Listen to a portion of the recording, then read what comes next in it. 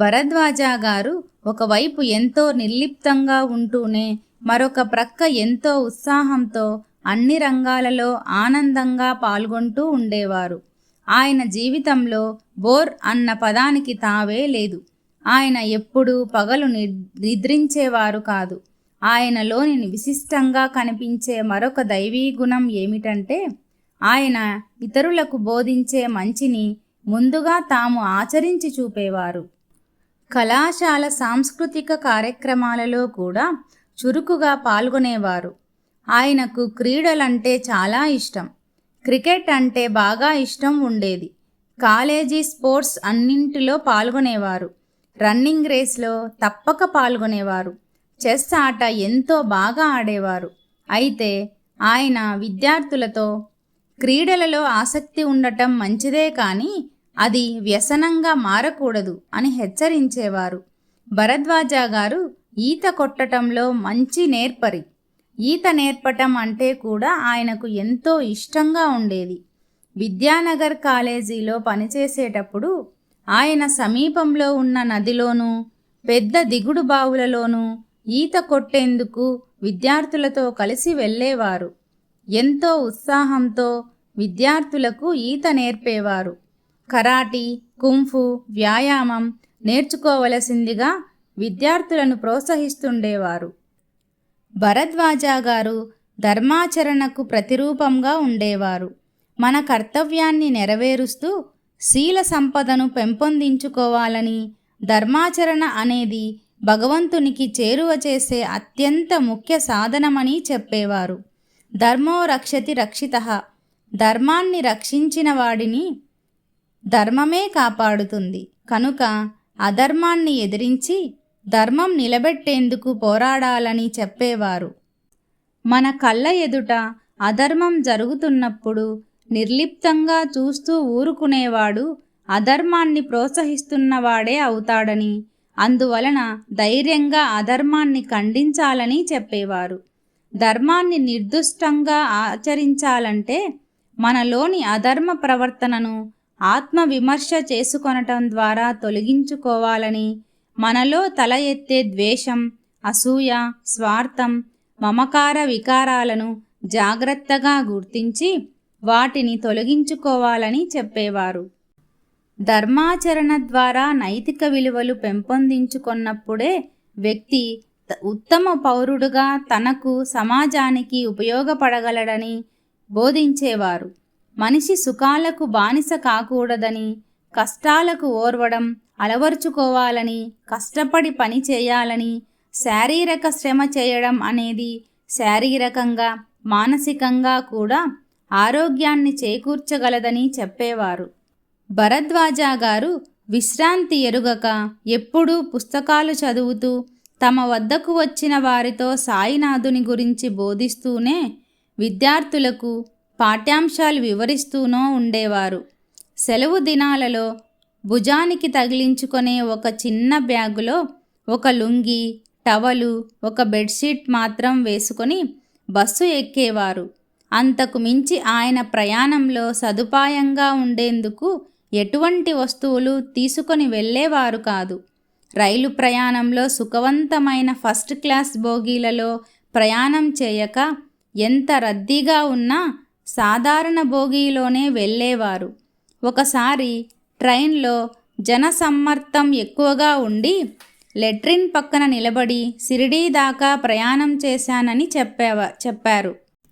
తమకు వచ్చే నెల జీతంలోనే ఎందరు పేద విద్యార్థులకు ఫీజులు కట్టేవారో, ఎందరు అనాథలకు, నిరుపేదలకు దాన ధర్మాలు చేసేవారో, ఎందరు స్నేహితులకు, ఆపన్నులకు, అవసరాలకు అందించేవారో లెక్కలేదు.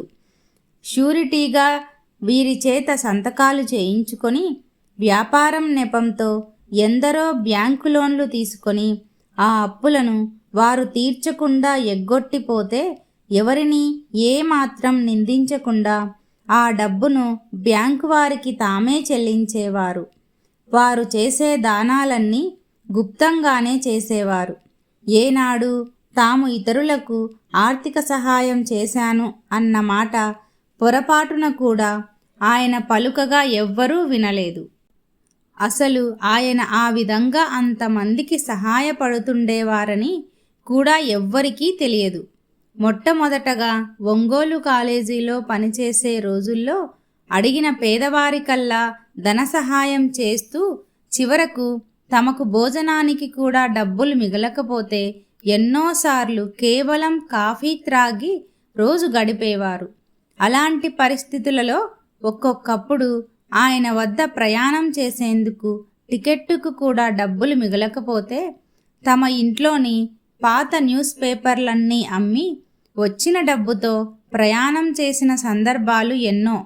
అటువంటి ఉదారుడు, ఎవరిపైనా కోపము పగ లేని అజాత శత్రువు, సహనశీలి మన పరమ పూజ్య భరద్వాజ మాస్టర్ గారి సద్గుణాలను ఎన్నని కొనియాడగలము.